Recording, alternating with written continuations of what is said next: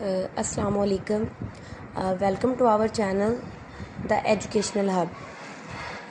हमने कल अपना पहला लेक्चर स्टार्ट किया था जिसमें हमने केमिस्ट्री की डेफिनेशन के बारे में रीड किया था और केमिस्ट्री की 3 ब्रांचेस हमने स्टडी की थी, जिसमें हमने फ़िज़िकल केमिस्ट्री को स्टडी किया था, इनऑर्गेनिक केमिस्ट्री को स्टडी किया था और ऑर्गेनिक केमिस्ट्री को स्टडी किया था। आज हम अपना लेक्चर स्टार्ट कर रहे हैं केमिस्ट्री की ब्रांच नंबर 4 से, जो कि हमारे पास है इन्वायरमेंटल केमिस्ट्री। इन्वायरमेंटल केमिस्ट्री से ही हमें पता चल रहा है कि इसमें हम अपने इन्वायरमेंट के बारे में स्टडी करेंगे। तो it is the scientific study of chemical and biochemical phenomena that occurs in this planet. इसमें हमें वो क्या कह रहे हैं कि इसमें हम केमिकल्स और बायोकेमिकल फिनोमिनास को डिस्कस करते हैं, साइंटिफिक स्टडी करते हैं उनकी, जो कि हमारे इस प्लानट पे, हमारी ज़मीन पे वकूफ़ पज़ीर होती हैं। केमिकल रिएक्शंस के बारे में और बायोकेमिकल क्या होते हैं? वो रिएक्शन जो हमारी बॉडी में, हमारे लिविंग ऑर्गेनिजम्स की लाइफ में वकूफ़ पज़ीर हो रही होती हैं, उन केमिकल्स और बायोकेमिकल फिनोमेनास को हम साइंटिफिक स्टडी करते हैं जो हमारे इन्वायरमेंट पे, हमारे इस प्लानट पे हो रहे होते हैं। In this subject we study the sources का मतलब होता है ज़राए, reaction, effects and fates of chemical species in the air, soil and water environment. यहाँ पे वो क्या कह रहे हैं कि इस सब्जेक्ट के अंदर, इस मज़मून के अंदर हम ये स्टडी करेंगे कि हमारा जो सोइल है, एयर है, वाटर है और हमारा जो इन्वायरमेंट है, केमिकल स्पीशीज़ के, इसके ऊपर किस तरह के इफ़ेक्ट हो रहे हैं, उनके क्या सोर्सेज हैं, किस तरह की रिएक्शंस हैं और वो हमारे सोइल को, हमारे एयर को और हमारे वाटर को किस तरह से इफ़ेक्ट कर रहे हैं। तो ये सारी स्टडी हम इन्वायरमेंटल केमिस्ट्री में करते हैं कि हमारी ज़मीन के जो सोर्सेज हैं, उसमें जो केमिकल रिएक्शंस हो रही होती हैं, उसके जो असरात हैं केमिकल स्पीशीज़ के, वो हमारी एयर को, हमारे सोइल को एंड हमारे वाटर इन्वायरमेंट पे उसके किस तरह के इफ़ेक्ट्स हैं, इसकी स्टडी हम करते हैं इन्वायरमेंटल केमिस्ट्री में। नेक्स्ट है, without this it would be impossible to study the effects that humans have on the environment through the release of chemicals। इसका क्या मतलब है कि जो ह्यूमंस हैं वो इंडस्ट्रीज़ में, फैक्ट्रीज़ में जो केमिकल यूज़ कर रहे हैं, जो केमिकल्स वाला वाटर होता है या फिर जो केमिकल होते हैं, उनको विदाउट प्रॉपर ट्रीटमेंट हमारे इन्वायरमेंट पे रिलीज़ कर देते हैं। अगर इन्वायरमेंटल केमिस्ट्री का हम स्टडी नहीं करेंगे तो इसके बगैर ये चीज़ इम्पॉसिबल हो जाएगी कि हम इन इफ़ेक्ट्स को स्टडी कर सकें जो इन ह्यूमंस के केमिकल को रिलीज़ करने की वजह से हमारे इन्वायरमेंट पे हो रहे हैं इफ़ेक्ट्स। उन इफ़ेक्ट्स को स्टडी करने के लिए, उन इफ़ेक्ट्स को जानने के लिए हमें इन्वायरमेंटल केमिस्ट्री स्टडी करनी पड़े। अगर हम इन्वायरमेंटल केमिस्ट्री को नहीं करेंगे, ये नहीं जान पाएंगे कि इन केमिकल्स के जो ह्यूमंस केमिकल रिलीज़ हैं, उन केमिकल्स के हमारे इन्वायरमेंट पे क्या क्या इफ़ेक्ट है। It help in understanding the causes, effects and solution of different types of pollution. Environmental chemistry हमारी इस चीज़ में हेल्प करती है कि हम ये जो केमिकल हमारी ज़मीन पे, हमारे प्लैनेट्स को पोल्यूट कर रहे हैं, किस तरह ये हमारे डिफरेंट टाइप्स ऑफ पोल्यूशन को कॉज कर रहे हैं, इन केमिकल हमारी अर्थ पे, हमारे प्लैनेट पर क्या इफ़ेक्ट है, किस तरह के पोल्यूशन ये क्रिएट कर रहे हैं और इन पोल्यूशंस को किस तरह सॉल्व करना है। डिफरेंट टाइप्स की जो पोल्यूशन इस केमिकल की वजह से हो रही है, उसको सोल्यूशन ढूंढने के लिए हमें इन्वायरमेंटल केमिस्ट्री को स्टडी करना पड़ता है। इन्वायरमेंटल केमिस्ट्री को स्टडी करने के बाद हम एक तो इस चीज़ को अंडरस्टैंड करते हैं कि किस तरह ये केमिकल्स हमारी ज़मीन को पोल्यूट करने की वजह बन रहे हैं और किस तरह इन केमिकल्स के हमारे ज़मीन पे इफ़ेक्ट हो रहे हैं, हमारे इन्वायरमेंट को इफ़ेक्ट कर रहे हैं, हमारे प्लैनेट को गंदा कर रहे हैं और किस तरह हमने इस चीज़ को सॉल्व करना है और किस तरह हमने इन केमिकल्स को प्रॉपर तरीके से ट्रीटमेंट करना है ताकि हमारा प्लैनेट, हमारा इन्वायरमेंट इन चीज़ों के बैड इफ़ेक्ट से महफूज रहे। ये सारी स्टडी हम इन्वायरमेंटल केमिस्ट्री में करते हैं।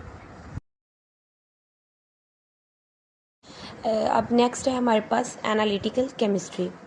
एनालिटिकल केमिस्ट्री में सिंपली हमने किसी भी चीज़ को, फॉर एग्ज़ाम्पल कोई मर्डर वगैरह कहीं पे हो गया है, किसी चीज़ में हमने कोई केमिकल्स के बारे में हमने देखना है कि ये केमिकल क्या है। जैसे पॉइज़न होगी, किसी को पॉइज़न दे के मार दिया गया है या किसी को वैसे मर्डर कर दिया गया है, तो एनालिटिकल केमिस्ट्री में हम इसी चीज़ को इन्वेस्टिगेट करते हैं। जो एनालिस्ट होते हैं वो जाके वहाँ से डीएनए किसी को मैच करना हो या फिर वो पॉइज़न के बारे में पता लगाना हो कि कौन सी पॉइज़न है, कौन सा केमिकल दिया गया, तो सिंपली हम उसके लिए एनालिटिकल केमिस्ट्री को स्टडी करते हैं।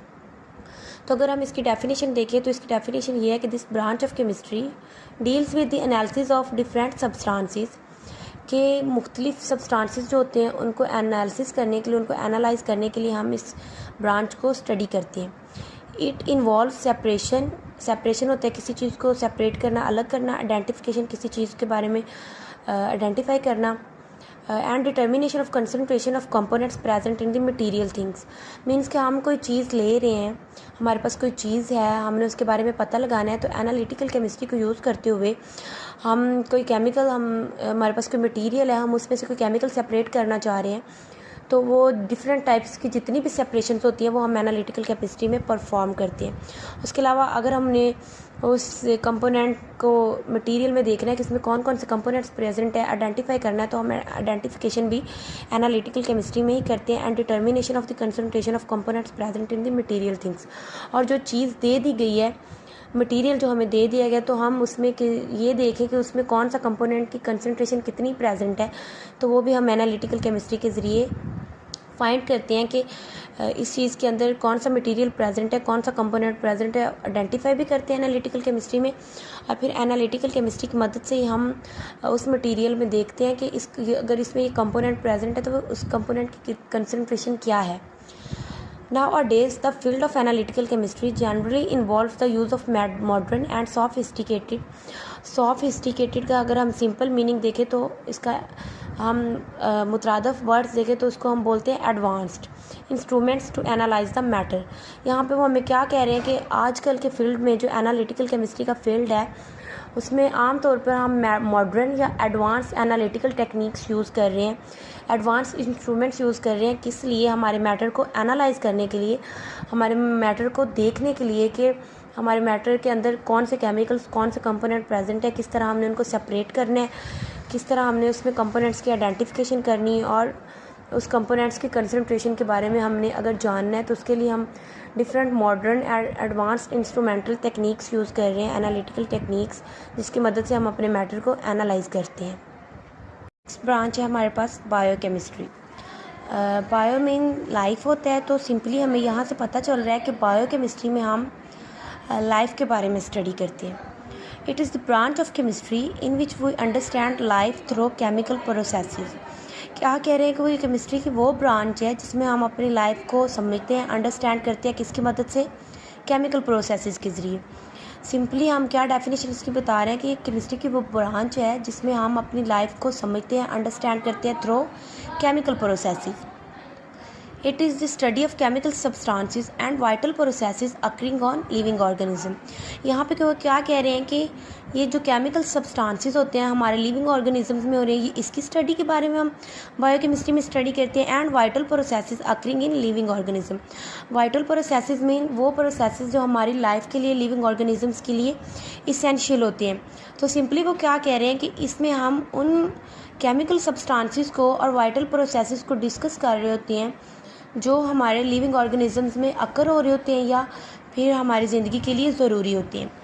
Biochemistry provide insights into the structure and functions of molecules such as proteins, carbohydrates, lipids and nucleic acids. यहाँ पे हमने वो क्या कह रहे हैं कि जो biochemistry of provide insights, insight mean किसी चीज़ को डीपली स्टडी करना, इनटू द स्ट्रक्चर, किसी चीज़ के स्ट्रक्चर के बारे में, एंड फंक्शन के वो क्या फंक्शन परफॉर्म कर रहा है, of molecules such as protein, carbohydrate, lipids and nucleic acids.